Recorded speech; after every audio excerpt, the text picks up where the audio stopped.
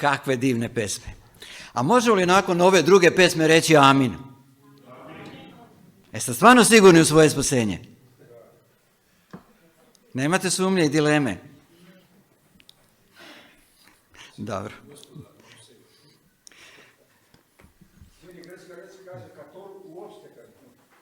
Odlično.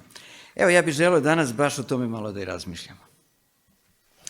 Naime, pre nego što počnemo sa biblijskim tekstom, ja bih želeo jednu od pesama, a da kažem možda to je jedno od najjačih propovedi koje sam čuo i u kojoj sam učestvovao. Bilo je to dok smo bili u Zrenjaninu, tamo negde 2000. godina, kada je pesma Titanic, odnosno film Titanic, bio jako popularan. I u to vreme imali smo radio emisije na državnom radiju i onako dogovaramo se na početku sedmice šta da snimimo za nedelju. I u jednom momentu jedna osoba kaže: ej, pa što ne bi nešto o Titanicu, Titanic je sad popularan kao film. Ja kažem, odlična ideja. Pitam ja Zorana Josimova, koji je inače vodio to u njegovom studiju, smo sve snimali: Zoki, možeš li ti skinuti pesmu iz filma? Kaže, mogu. Preko, ajde ovako, ja ću pripremiti tekst, Nenad će pripremiti za pesmu i da mi nju snimimo najkasnije u petak i u nedelju da idemo emisiju o Titanicu. I mi se složimo i da vam kažem, u jednom dahu ja sam napisao ove reči. Uopšte nisam bio tada svestan koliko je Sveti Duh radio kroz mene. Do sada 3 osobe najmanje mene lično su prišle i rekli su da zahvaljujući toj pesmi oni su prihvatili Isusa Hrista. Kada sam pre kratkog vremena u Sremskoj Mitrovici imao propoved, pa pustio ovu pesmu, inače ne radim to često, i završilo se bogosluženje, izlazi prijatelj iz crkve i on meni kaže: jao, se ovo negde može naći na internetu? Ja kažem, može, ukucaj Sion, Titanic, imat ćeš. I on mene pita vezano za to, ja se posle pitam da li on ništa čuo od propovedi, ne znam, ali mu je to ostalo, dakle, zabeleženo u umu. Ja bih volio sada da pažljivo čujemo ovu pesmu jer želim da je upotrebim kao ilustraciju za propoved. A pogledajte koliko je poruka reči danas toliko jaka, čini mi se mnogo jača nego pre 20 godina.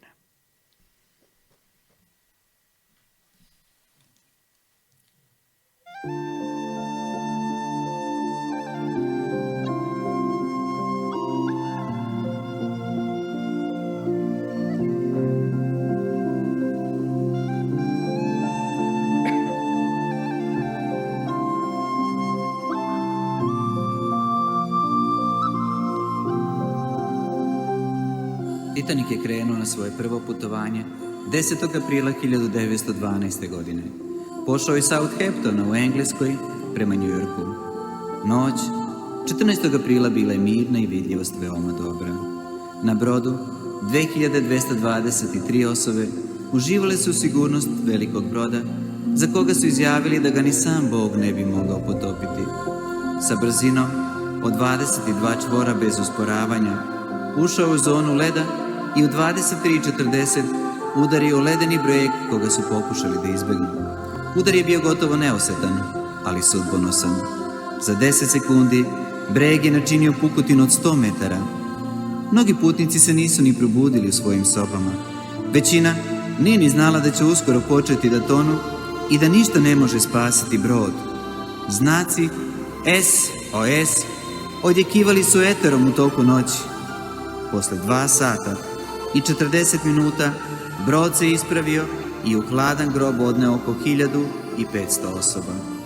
Među njima bili su mnogi najbogatiji ljudi iz Amerike, ali ovoga puta njihov novac je bio bezvredan. Kakva tragedija! I cela ova planeta kao veliki brod otisnula se ka pučini ne znajući šta je čeka. A čovek želi ići nekim svojim putem, da plovi nezavisno od Boga, ne znajući da ga čeka ledena stena smrti. O čoveče Boži, znaš li da će brod tvoga života doživeti brodolom? Ne budi danas tako siguran u sebe, već dozvoli da kormilo tvoga broda preuzme Isus i povede te ka luci mira.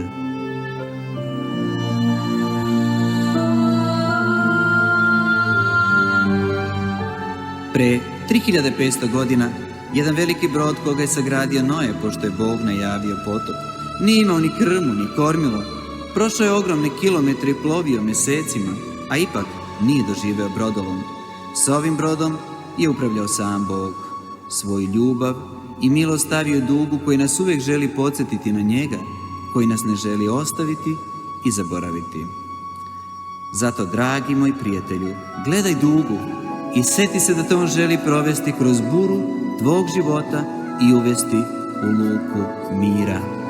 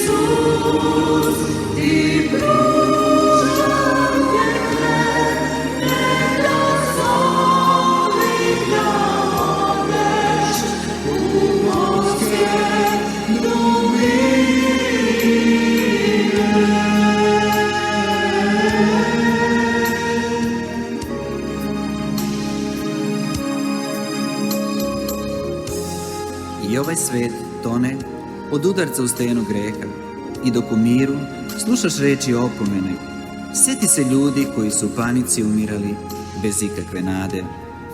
Ako si sada tako blizu Boga, ne oklevaj, uhvati se za tu čvrstu ruku i bit ćeš spasan. Shvataš li, prijatelju, kako ti je Bog blizu?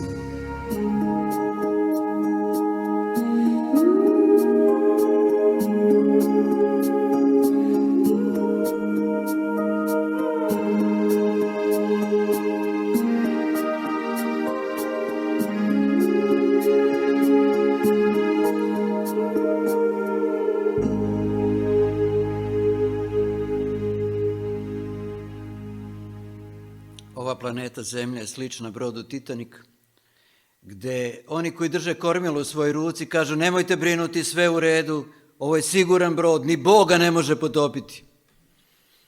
A Titanic nije ni završio svoje putovanje i ljudi su završili na dnu. Nije bilo dovoljno ni čamaca i jedan od sretnika koji je ipak našao jedno od mjesta u čamcu, kada je došao do mogućnosti da se javi svojoj porodici, napisao je u telegramu samo jednu reč: spašen. Samo jedna reč, ali jedna reč koja je mnogo značila njegovoj porodici. Svi su oni bili u strahu da li su njihovi mili i dragi preživjeli. Spašen. Ja želim pokraj mog imena o nebeskoj knjizi da postoji zapis samo jedne jedine reči: spašen.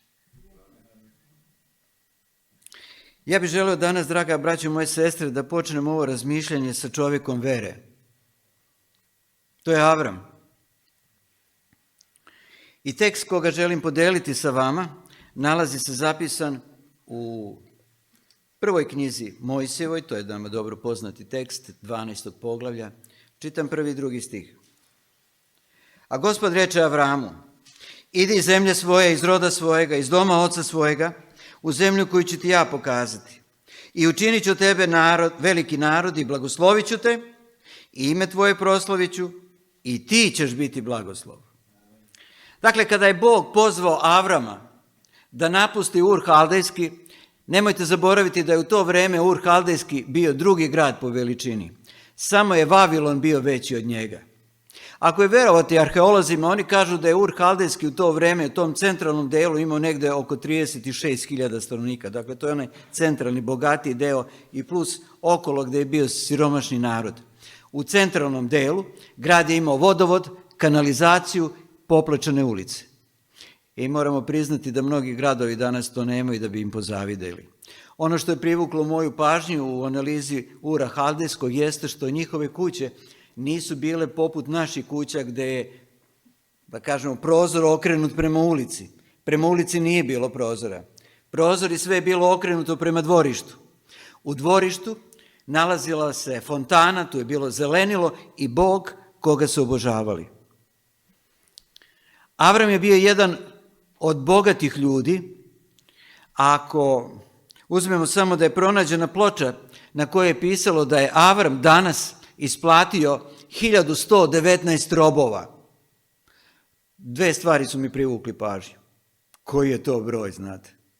Imate. A druga stvar, on je njih isplatio.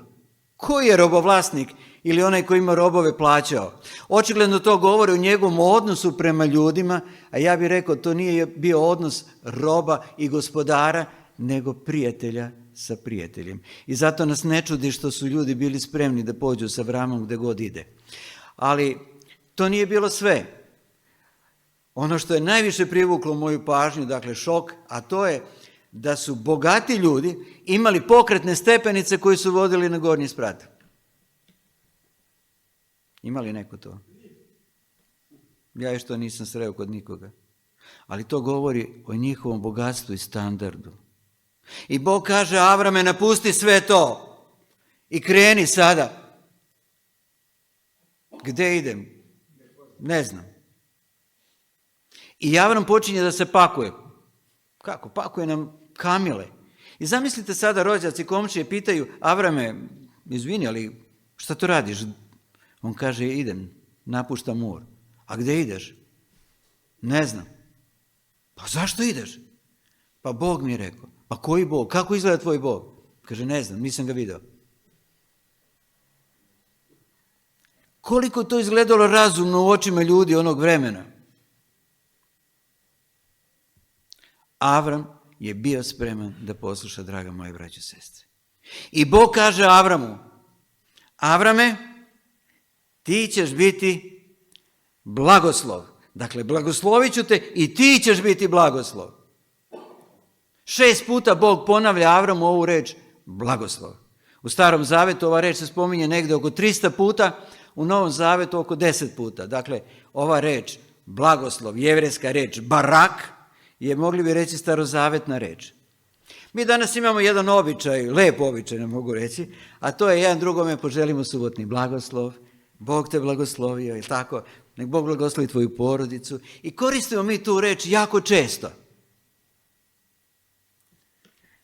Ali starozavjetni izraz barak je mnogo više od onoga kada mi pružimo ruku i kažemo, brate, želim ti subotni blagoslov. Zato što je srž ove reči u stvari vezana za spasenje. Spasenje. I Bog kaže Avramu, ti ćeš biti blagoslov, ti si spasenje. I to je ono što ćeš deliti drugima. I zato, draga moja braća i sestre, ja bih želeo danas da ja budem taj blagoslov, da ja budem spašen i da ja budem spasenje drugim ljudima. Ti ćeš biti blagoslov, kaže Bog Avramu. I Bog je blagoslovio njegovu veru. To Bog želi da učini sa tobom i sa mnom. Kroz Avrama dolazi jedan od najvećih blagoslova, i ne najveći, to je Mesija, najveći blagoslov koji nam je Bog dao na ovoj zemlji. Dakle, kad je u pitanju ova reč, a ja moram priznati, nekako mi imamo malo problema sa ovom rečju, sa njenom definisanjem, sa njenom primenom, jer ako je čovjek spašen, ma to se vidi na njemu, ta radost, to se vidi na njemu u njegovom stalnom odnosu. Ali čovjek koji nije siguran u svoje spasenje, on to neće deliti ni sa drugima, jer na kraju krajeva on sam nije siguran u svoje spasenje. I kada ja postavim ovo pitanje, a ne volim da ga često postavljam, ali eto nekad tako u nekoj propovedi, pitam, braće, ste vi sigurni u svoje spasenje? Pa ako Bog da, ili ako budem dovoljno dobar, ne znam, samo Bog zna. U stvari, znate šta, u svemu tome ja vidim jednu sumnju, jednu nesigurnost. I ako ja nisam u nešto siguran, kako ću ja to deliti sa drugima? Pa to je nemoguće.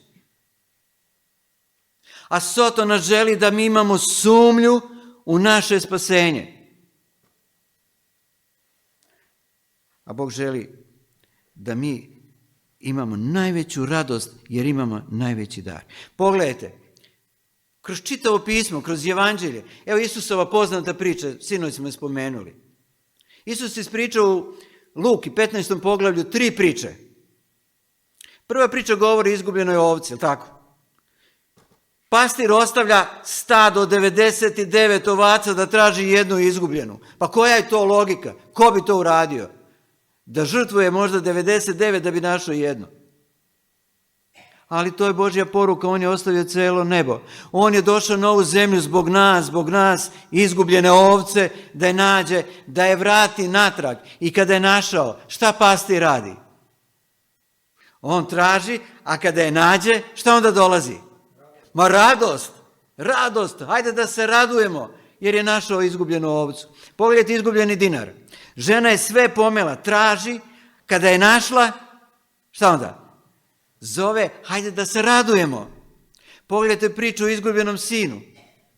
Kako se ona završava? Izgubljen nađena, onda radost. I draga moje braće i sestre, čovjek koji nema radosti, on nema spasenja.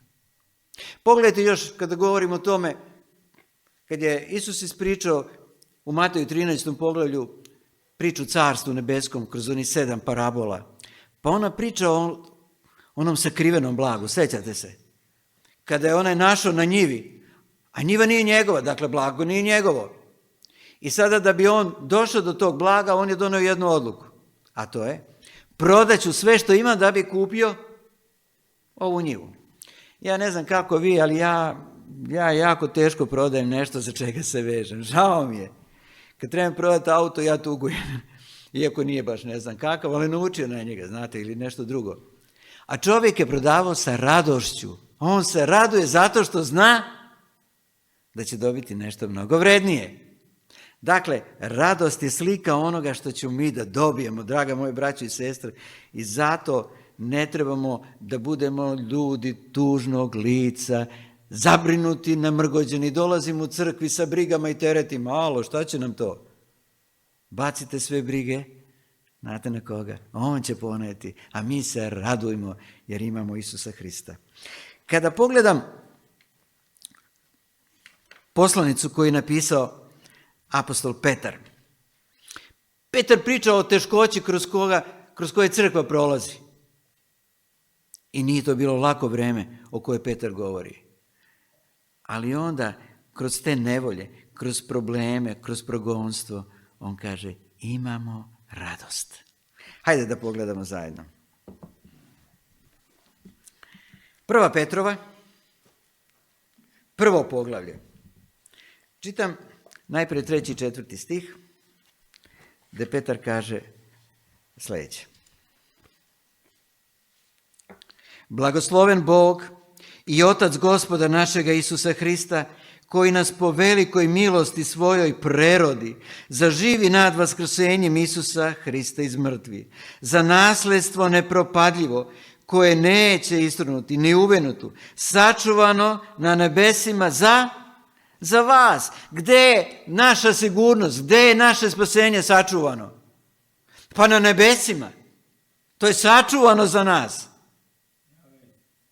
Znate kako ja gledam danas ovaj život u kome se nalazim? Možda najbolja slika jedne utakmice. Ako gledate utakmicu uživo, onda ste malo nervozni, napeti, šta će biti i tako dalje, bez obzira koji sport.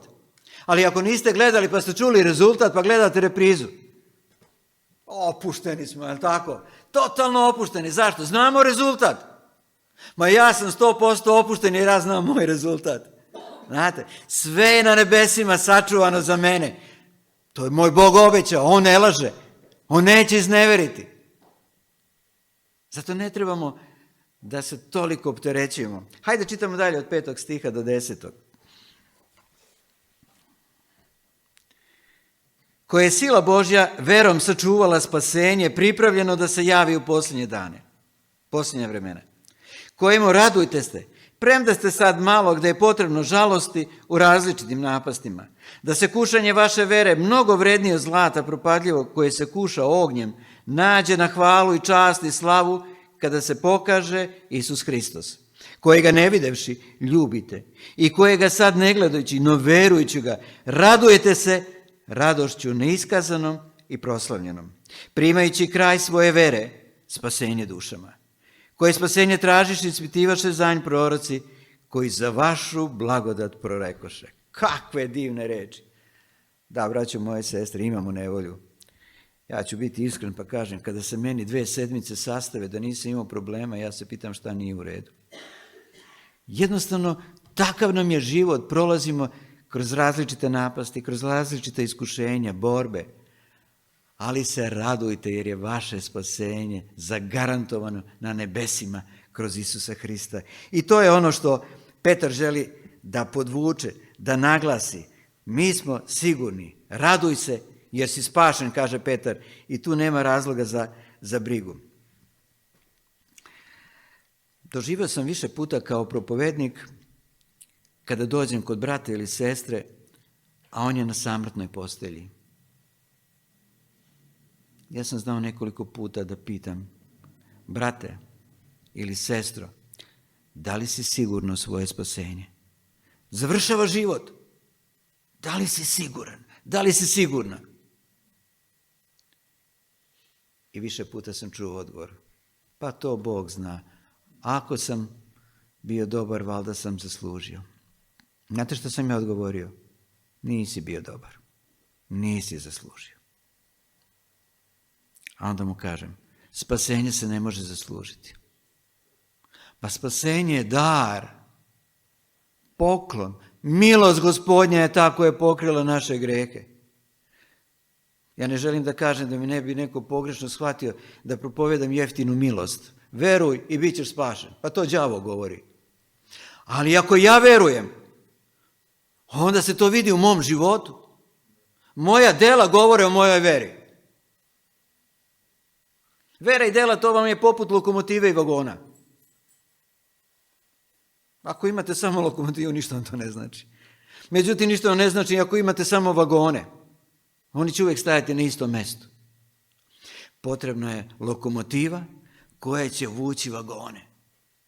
Ta vera vuče moje dobra djela. One su posljedica moje vere. To ide zajedno. Jednom prilikom u Staroj Pazovi kad sam govorio o ovome, nakon propovjede došla mi je sestra i rekla: brate, ti ne znaš šta si učinio danas za mene. Ja kažem: sestro, šta sam učinio? Kaže: ja ceo svoj život živim sa sumnjom hoću li biti spašen. Ja kažem: zašto tako? Pa kaže: ja sam naučena da mi moramo učiniti sa svoje strane ovo, da mi moramo ovo, da moramo mi da zaslužimo Božju milost. Božja milost se ne može zaslužiti, draga moje braće i sestre. I niko je nikada nije zaslužio. To je dar, to je poklon. Mi njega možemo prihvatiti ili ga odbiti. Bog nam nudi, mi odlučujemo. Da li ćeš pružiti ruku vere? Ako vam neko poklanja neki poklon, da li ste ikada pitali koliko sam dužan da platim? Ako bi to pitali, to bi bila uvreda za onoga ko vam daje. Da li ste nekada pomislili da neko ko vam daje poklon, da će on u posljednjem trenutku da kaže: ne dam. Zato što nije to logično, to nije normalno. Kad vam neko daje nešto od srca, ono daje zato što vas ceni, zato što vas voli. Potrebno je samo pružiti ruku i to uzeti. To je sa spasenjem, to je čitava filozofija i teologija. Ali, nažalost, napravljeno od ovoga toliko zavrzlama i toliko velikih diskusija da ljude vodi u stramputicu. Mi moramo. Kaže meni jedan brat u razgovoru: znaš šta, brate, ne može samo vera. Mora ići dela. Vera je jedno, a dela moraju da idu. Pa moraju da idu, ali ne delima spasenje, draga moji braće i sestre. Ne možem delima zaraditi i zaslužiti. Nekako, čini mi se da to nekima jako teško da razumeju. Hajde da pogledamo šta prorok Isaija kaže. Pogledajte kad on piše u svojoj knjizi, dakle to je negde 700 godina pre Isusa Hrista. I evo, dakle, u 35. poglavlju prorok kaže u 10. stihu sljedeće. Isaija 35:10.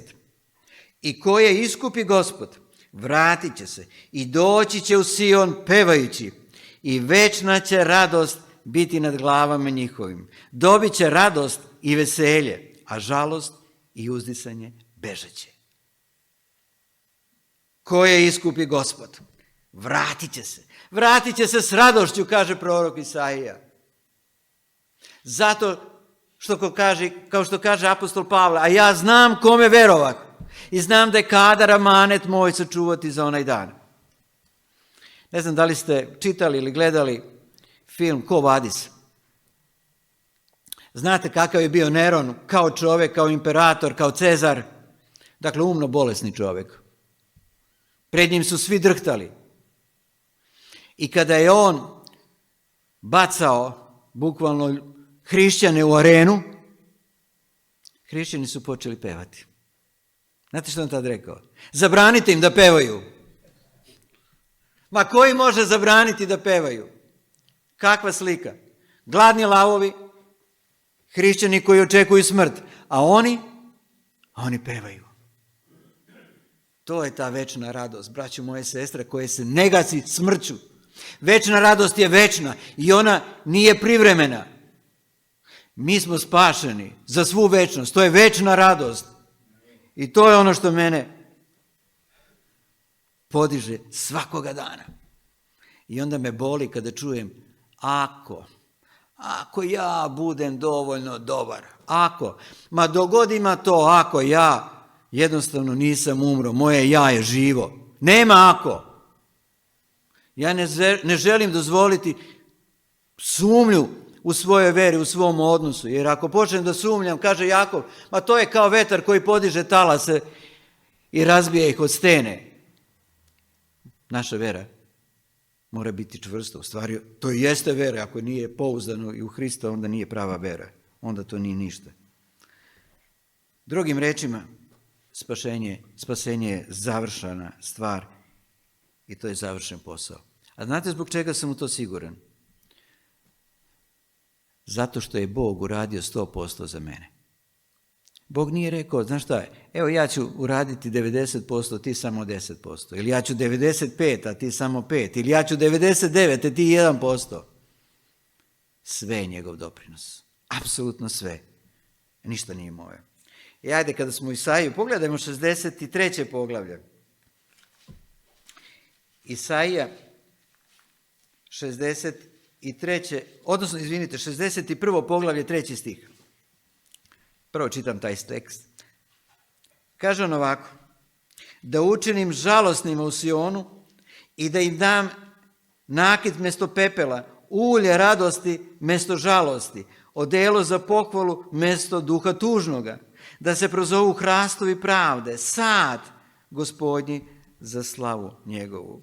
I onda moje pitanje je, šta je sa tom večnom radošću o kojoj govori Isaija? To je večna radost.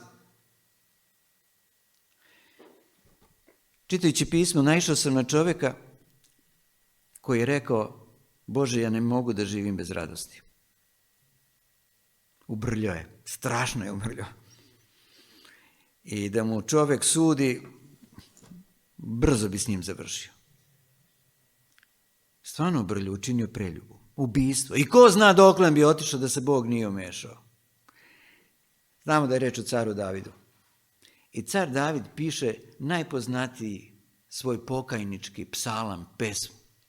I u tom 51. poglavlju on kaže u 12. stihu sljedeće reči.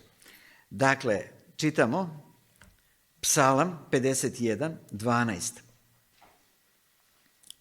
Vrati mi radost spasenja svojega i duh vladalački neka me potkrepi. Vrati mi, Bože, tu radost, jer kada je ubrljao, znate, i otišao daleko od Boga, on je bio svestan da je propustio sve ono što je imao. I on kaže: Bože, ja ne mogu da živim ako mi ne vratiš radost spasenja.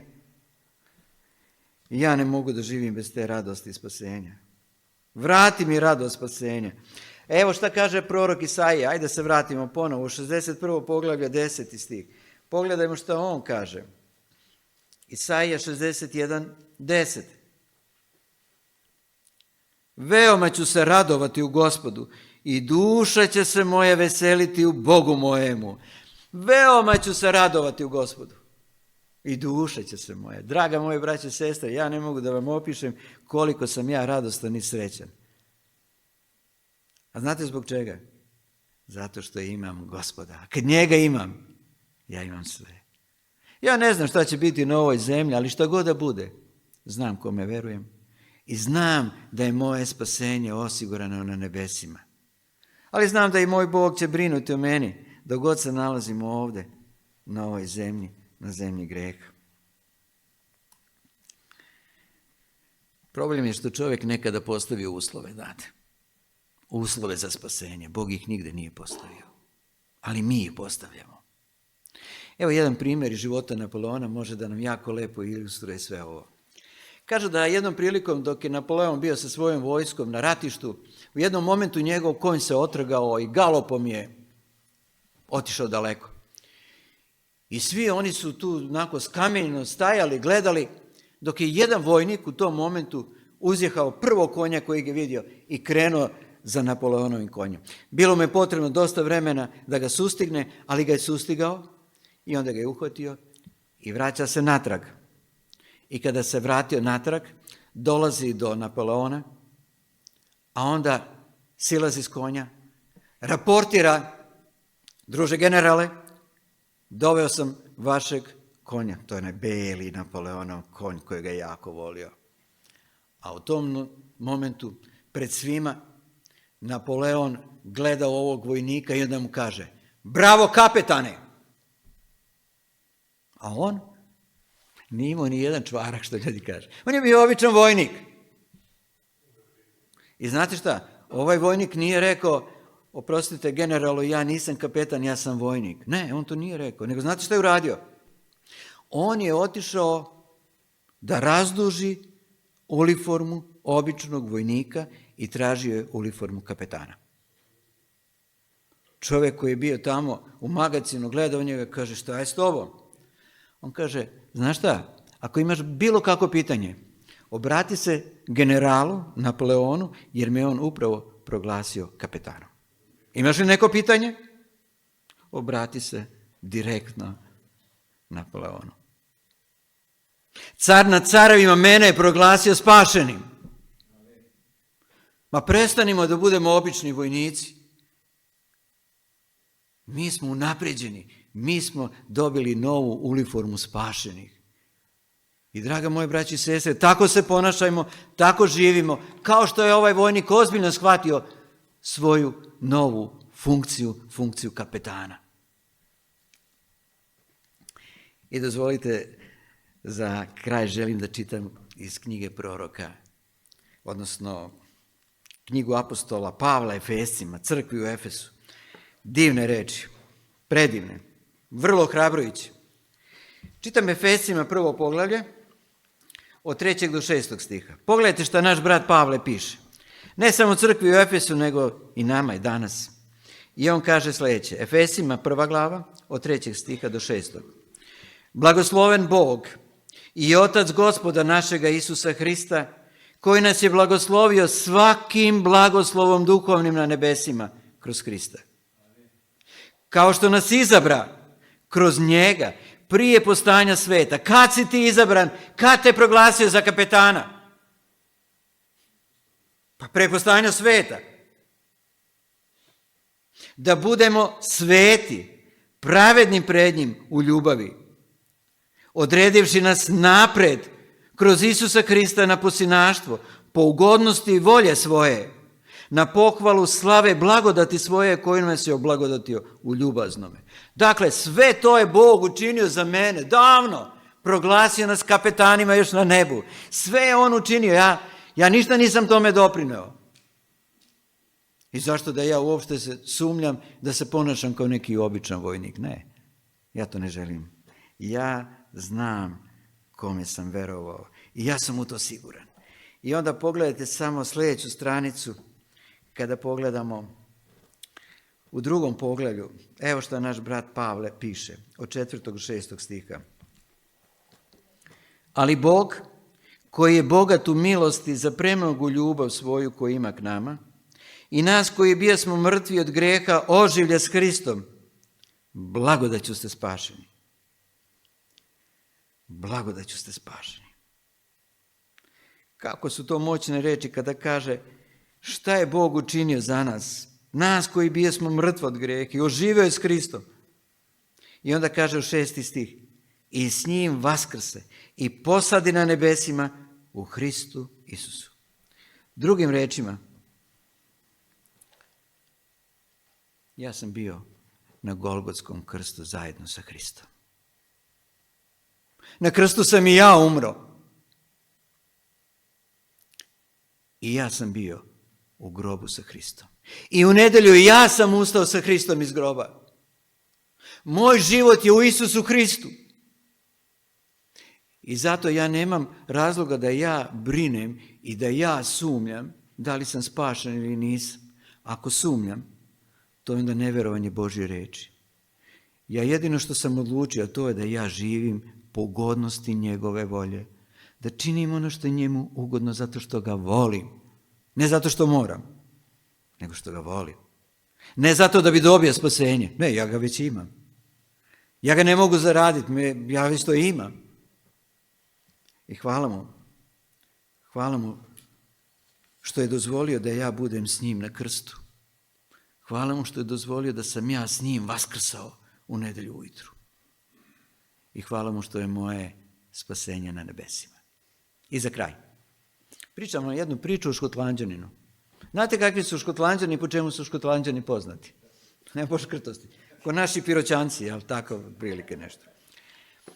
Kaže ovako, priča da je jedan Škotlanđanin odlučio da krene za Ameriku, da nađe bolji život, da mu bude lakše. Kupio je kartu i ostalo mu je samo malo novca i onda razmišlja, 2 nedelje treba putovati brodom. Treba nešto jesti. Kada dođem tamo, treba mi nešto novca da se snađe malo, znate? Dok dobije posao, dok malo zaradi, znači treba mu nešto.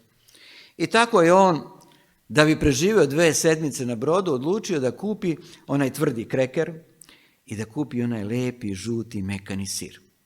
I tako će on krekera i malo sira, pa kaže, valjda ću preživjeti ove 2 sedmice. I tako ti Škotlanđanin na svom brodu, dok drugi uživaju tamo na palubi, on jede kreker i sir. Prvi dan, drugi dan, treći dan. A znate kako vreme prolazi, ona vlaga, taj tvrdi kreker je postao jako mekan, a onaj lepi mekani žuti sir je postao tvrd. I njemu je to već muka bilo od tog krekera i sira. I onda gleda ljude, kaže, blago njima, oni imaju para, oni mogu, a ja nemam. Ali znate, kada stomak počne da krči, kaže on sebi, gleda u novčanik koliko ima, ma kaže, ma moram da jedem, dušo moja, ideš večeras na palubu, ješćeš, pa makar nema ništa kada dođeš u Ameriku. I tako je on odlučio, ne može više da trpi glad. Otišao je na palubu, naručio je večeru, onako je jeo i dok je jeo razmišljao cijelo vreme, znate o čemu? A koliko će to da košta sad? I onda kelner mu se približava i on ga pozove i kaže, gospodine, koliko sam dužan? Kelner ga gleda, kaže, gospodine, pa sve je uračunato u vašu kartu.